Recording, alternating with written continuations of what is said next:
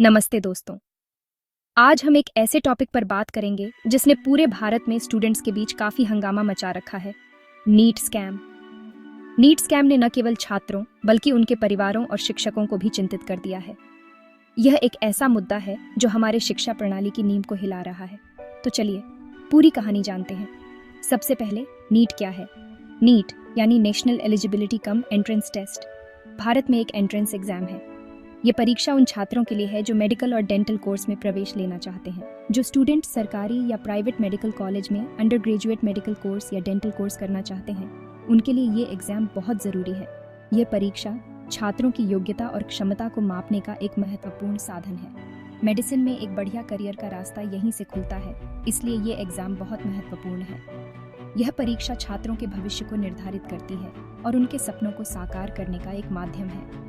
अब बात करते हैं स्कैम की। पिछले कुछ सालों में नीट में बड़े पैमाने पर गड़बड़ियों के आरोप लगे हैं। ये न केवल छात्रों के लिए बल्कि पूरे शिक्षा प्रणाली के लिए एक गंभीर चिंता का विषय है। फर्जी बनकर एग्जाम देने से लेकर हाईटेक चीटिंग तक, जिसमें छोटे छोटे डिवाइस का इस्तेमाल होता है, इस अहम एग्जाम की ईमानदारी पर सवाल उठ गए हैं। यह न केवल परीक्षा की विश्वसनीयता को कम करता है बल्कि निष्पक्षता पर भी गंभीर सवाल खड़े करता है। एक बहुत ही मशहूर केस में मेडिकल के स्टूडेंट्स की जगह दूसरों ने एग्जाम दिया। कुछ ने तो अंगूठे के नाखून जितने ब्लूटूथ डिवाइस का इस्तेमाल करके जवाब भी लिए। यह सोचने वाली बात है कि ऐसे लोग कैसे डॉक्टर बन सकते हैं जो पहले ही दिन से धोखाधड़ी कर रहे हैं। ये स्कैम न सिर्फ एग्जाम की विश्वसनीयता को कम करता है बल्कि निष्पक्षता पर भी गंभीर सवाल खड़े करता है। जो स्टूडेंट्स मेहनत से पढ़ते हैं वो ऐसे माहौल में कैसे आगे बढ़ सकते हैं जहाँ चीटिंग इतनी आसानी से होती है, और इसका भारत में मेडिकल एजुकेशन और हेल्थ केयर के भविष्य के लिए क्या मतलब है?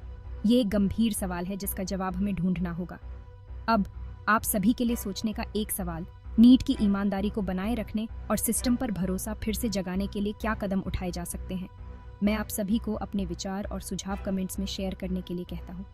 चलिए मिलकर कुछ अच्छे आइडियाज पर बात करते हैं। नीट स्कैम जैसे मुद्दों को समझना और उनसे निपटना सिर्फ न्याय और निष्पक्षता के लिए ही नहीं बल्कि भारत में हेल्थ केयर के भविष्य को सुरक्षित करने के लिए भी बहुत ज़रूरी है। हमें यह सुनिश्चित करना होगा कि केवल योग्य और समर्पित लोग ही मेडिसिन के क्षेत्र में आगे बढ़ें। इन मुद्दों को सामने लाकर हम ऐसे बदलाव ला सकते हैं जिससे सिर्फ योग्य और समर्पित लोग ही मेडिसिन के क्षेत्र में आगे बढ़ें। यह न केवल छात्रों के लिए बल्कि पूरे समाज के लिए महत्वपूर्ण है। देखने के लिए शुक्रिया और लाइक, शेयर और सब्सक्राइब करना ना भूलें।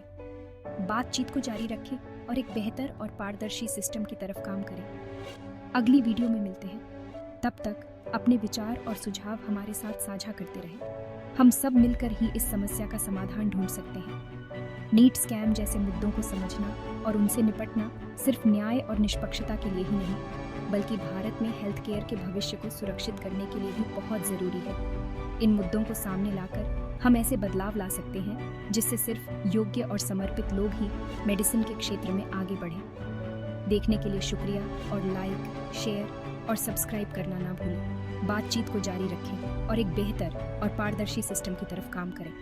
अगली वीडियो में मिलते हैं।